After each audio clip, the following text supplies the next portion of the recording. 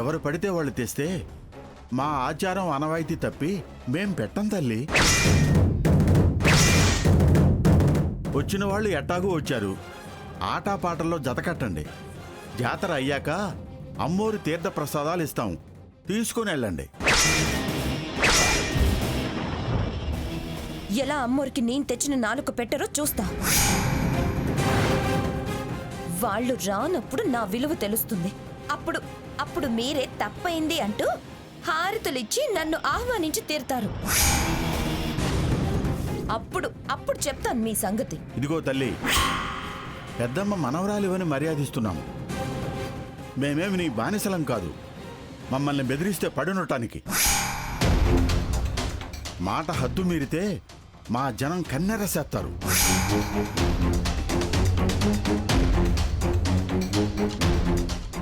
సరే, ఎవరు కన్నెర్ర చేసి నన్నేం చేస్తారో చూస్తా.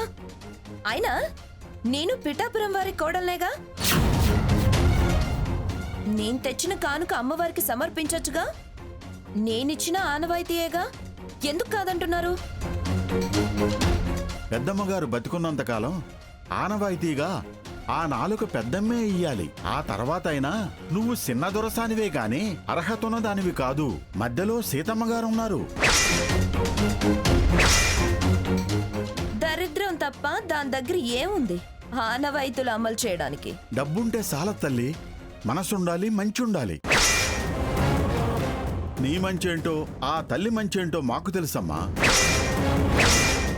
మాతో పంచాయతీలొద్దు, జాతర చూసెళ్ళండి. పద.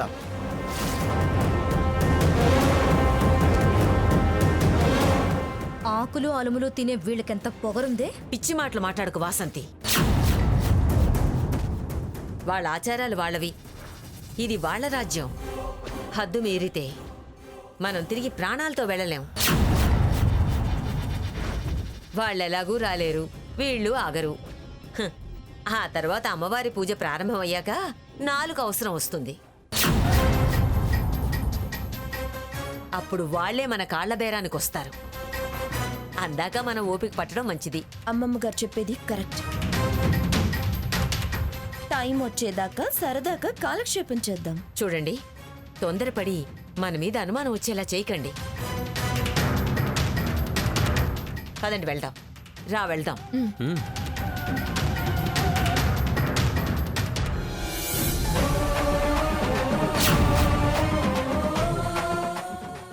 దొరా, పొద్దుయింది, అమ్మూరికి పూజ మొదలెట్టు.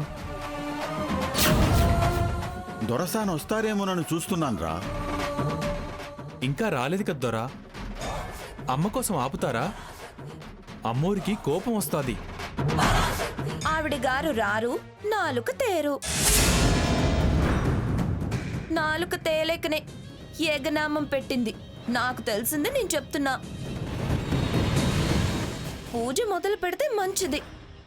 అమ్మవారి 4 కూడా తెచ్చాను. నాకు మా అమ్మ వస్తారని నమ్మకం ఉంది. అమ్మ, అలాంటి వాళ్ళది నిజమైన ప్రేమ కాదు, అది వ్యామోహం. ఎగ్జాక్ట్లీ చిన్నత్త, నిజంగా ప్రేమించుకున్న వాళ్ళు అలా చేయరు.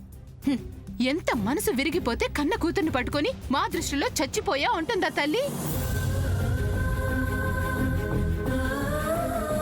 అది సరే అమ్మ, తన కూతురుతో తన మాట అనేటప్పుడు ఆమె మాటల్లో వ్యథ, కళ్ళల్లో బాధ గమనించావమ్మా?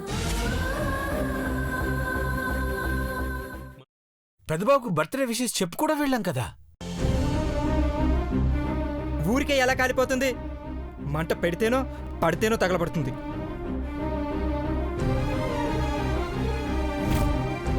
కరెక్ట్ చిన్నబాబు, నీకొచ్చినట్టే నాకు డౌట్ వచ్చింది.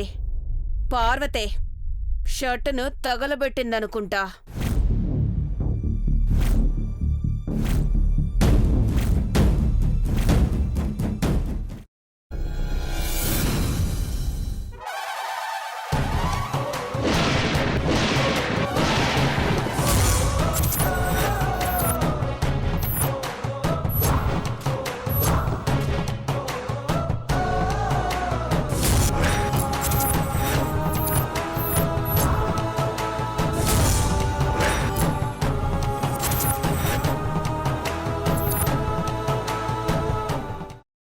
వేయించుకున్న తర్వాత పొట్టు తీసేసి చాప్ చేసి పక్కన పెట్టుకోవాలి. ఒక ప్యాన్లో కొద్దిగా నూనె వేడి చేసి అందులో ఆవాలు, మినప్పప్పు, శనగపప్పు, కరివేపాకు, సన్నగా తరిగి పెట్టుకున్న ఉల్లిపాయలు వేసుకుని 1 నిమిషం పాటు వేయించుకోవాలి. ఆ తర్వాత కాల్చి కట్ చేసి పెట్టుకున్న వంకాయని కూడా అందులో వేసుకుని బాగా మిక్స్ చేసి బౌల్లోకి ట్రాన్స్ఫర్ చేసుకుని అందులో తగినంత చిక్కటి పెరుగు లేదా పల్చటి పెరుగు వేసుకుని మిక్స్ చేసి అన్నంతో కానివ్వండి, చపాతీతో కానివ్వండి సర్వ్ చేసినా చాలా బాగుంటుంది.